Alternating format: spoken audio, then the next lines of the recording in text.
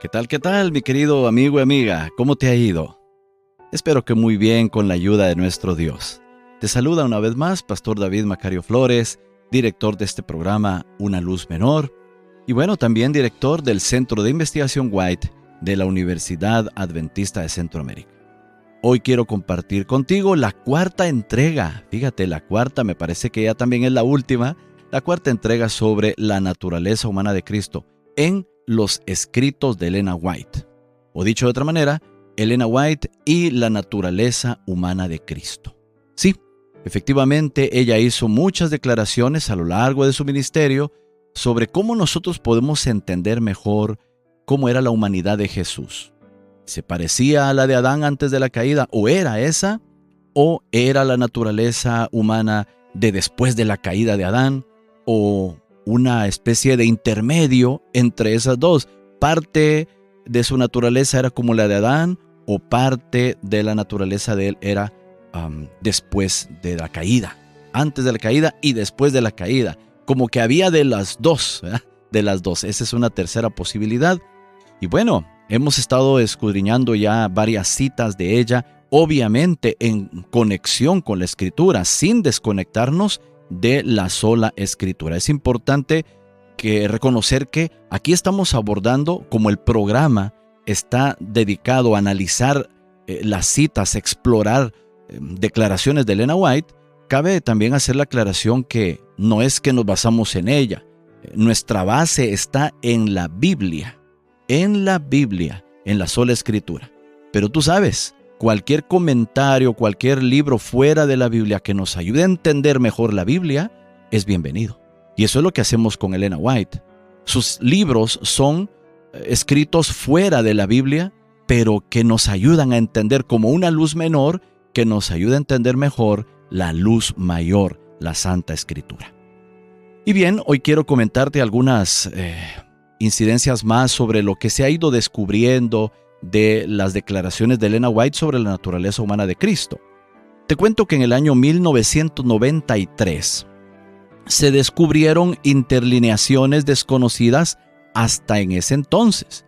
Por ejemplo, en la carta 303 del año 1903. Repito, en el año 1993 se descubrieron como notas entre líneas que no se habían visualizado hasta ese momento en la carta 303 del año 1903 que Elena White escribió.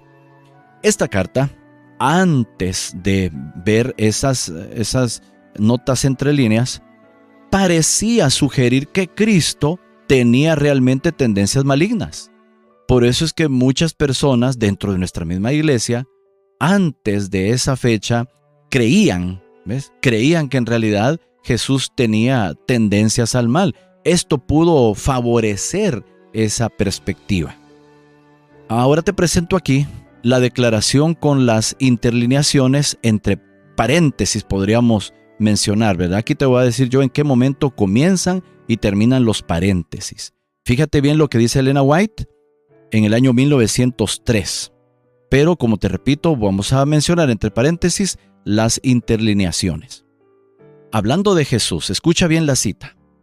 Viniendo como lo hizo, como hombre, abrimos paréntesis, encontrarse y ser sometido, cerramos paréntesis, con todas las tendencias del mal de las cuales el hombre es heredero, abrimos paréntesis, obrando en todas las formas concebibles para destruir su fe, cerrando paréntesis, hizo posible que él mismo fuera zarandeado por agencias humanas inspiradas por Satanás, el rebelde, que había sido expulsado del cielo. Esta cita, como repito, tiene que ver con la carta 303, año 1903, de Elena White para J.H. Kellogg, agosto 29. Bien, pero entonces, ¿cómo se ha de entender esta cita? Fíjate que con esta corrección, porque Elena White acostumbraba escribir entre líneas, muchos de ustedes tal vez no lo saben, pero Elena White, cuando creía conveniente, eso nos ha pasado a todos, queremos corregir algo que escribimos, le ponemos ahí entre línea lo que uno quiso decir, ¿verdad? Ay, se me olvidó esta parte, le pongo arriba, lo pongo abajo, porque esta parte se me olvidó. Bueno, algo así fue lo que ella quiso hacer, porque ya cuando lo vio escrito se dio cuenta que daba a entender como que Jesús tenía propensiones al mal. Entonces dijo él, no, mejor, dijo ella, voy a hacer aquí un escrito entre las líneas, voy a hacer una corrección con letrita aquí superpuesta para mencionar qué es lo que realmente quise decir, para aclarar qué es lo que quise decir. Sabemos nosotros que ella, eso es lo que quería decir, no porque nos convenga, no porque es lo que queremos que diga. No, esto no es como que lo arreglamos para que diga, para que Elena White favorezca nuestro punto de vista. No, estas interlineaciones se descubrieron y justamente vienen a generar armonía con otras citas que ella tiene. Por ejemplo, la que te mencioné hace en un programa anterior del hermano Baker, donde ella dice enfáticamente, no presenten a Jesús con tendencias, con inclinaciones al mal.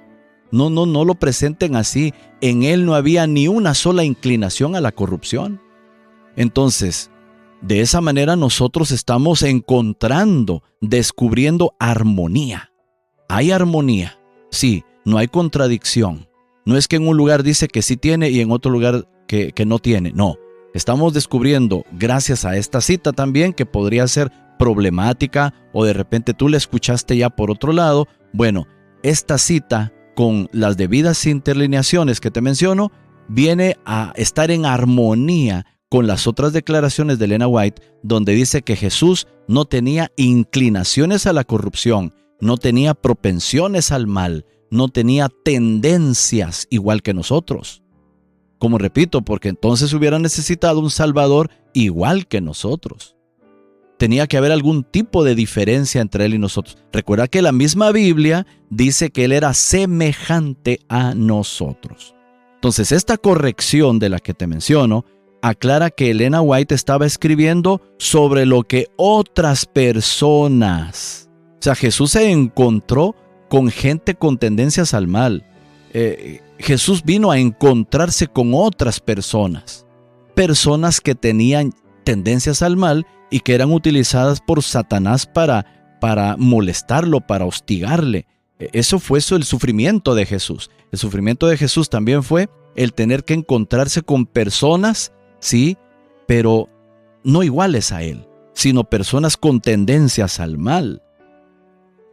Así que todo esto hizo sufrir a Jesús. Bueno, entonces yo espero que esta aclaración haya sido convincente, ¿verdad? Porque en realidad esto pone en armonía todos los escritos de Elena White. Todos dicen de manera unánime que Jesús, si bien es cierto, tenía una naturaleza semejante a la nuestra, no era igual. ¿Por qué? Porque no tenía ni propensiones, ni inclinaciones, ni tendencias al mal. Cuidadito, dice ella, mucho cuidado, nunca lo presenten así. Entonces, las diferencias entre la primera impresión que se hizo del deseado de todas las gentes, el libro, el deseo de todas las gentes, y las posteriores, ilustran el mismo punto que la carta 303 del año 1903 que te acabo de mencionar. La primera impresión del último párrafo de la página 48 tiene las siguientes frases. Adán estaba en su inocencia en el Edén, pero Jesús aceptó a la humanidad como debilitada y mancillada por 4000 años de pecado. Como todo hijo de Adán, aceptó los resultados de la obra de la gran ley de la herencia. Bueno, de esta manera Elena White hizo enviar una corrección a la prensa. O sea, ella se dio cuenta de que la forma en que lo había dejado podía ser mal interpretada. Por lo tanto, ella hizo enviar una corrección al departamento de impresión. La redacción se cambió fíjate bien, se cambió de la siguiente manera. Adán permaneció en su inocencia en el Edén, pero Jesús aceptó la humanidad cuando la raza se había debilitado por 4000 años de pecado.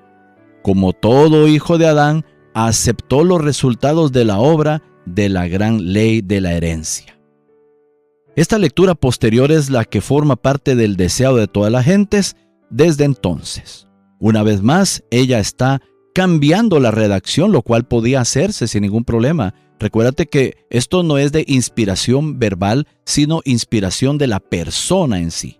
Así que el autor, el profeta puede corregir, rectificar fácilmente porque estaba en su dominio expresar, estaba en su creatividad expresar lo que el Señor le mostraba en sus propias palabras. Pero si más adelante el profeta descubría que estaba dejando una mala impresión, podía editarlo, porque las palabras no son las inspiradas, sino la persona. Una vez más ella cambió la redacción, pues, para asegurarse de que la gente no pensara que Jesús estaba de alguna manera inclinado hacia el pecado. La cita que te mencioné sobre el deseo de todas las gentes es The Desire of Ages, Oakland, California, Pacific Press, 1898, página 48. Un artículo muy útil del Dr. Tim Purrier sobre el uso que hace Elena White de la palabra flaquezas compara su uso del término con el de uno de sus escritores favoritos, Henry Melville. Para Melville había dos consecuencias primarias de la caída de Adán: las flaquezas inocentes y las propensiones pecaminosas. Melville, fíjate bien, Melville dijo que Jesús tenía la primera, pero no la segunda. Es decir, que Jesús tenía flaquezas inocentes, debilidades inocentes, pero no tenía la segunda. Es decir, no tenía propensiones pecaminosas. El uso que hizo Elena White de los términos flaqueza y propensión sugiere que estaba de acuerdo con él.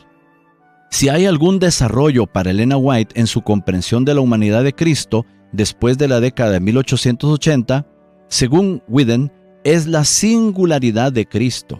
La singularidad de Cristo. Entre ellos se incluyen sin deformidad física. Cuando era niño, ningún rastro de pecado empañaba la imagen de Dios que había en él. Unió la naturaleza humana pecadora con su naturaleza sin pecado. Esto es lo que se recopila de los escritos de Elena White.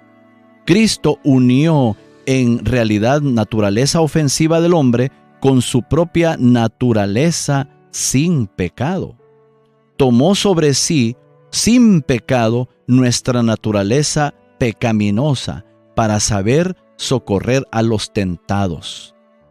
¿Dónde se encuentran esas palabras? Bueno, en Ellen G. White, To Brethren in Positions of Responsibility, a abril 25 del año 1902, carta 67, año 1902, citado en Elena White Medical Ministry.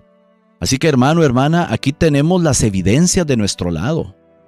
Aquí está diciendo claramente, tomó sobre sí, sin pecado, nuestra naturaleza pecaminosa, para saber socorrer a los tentados, y ya te di la respectiva cita. Se convirtió en la nueva cabeza de la raza humana. Él iba a tomar su posición como cabeza de la humanidad, tomando la naturaleza, pero no la pecaminosidad del hombre. Repito, tomaría la humanidad, pero no la pecaminosidad del hombre. ¿En dónde se encuentra eso? Bueno, se encuentra en God's Purpose for Us, Signs of the Times, o sea, Señales de los Tiempos, mayo 29, año 1901, página 339.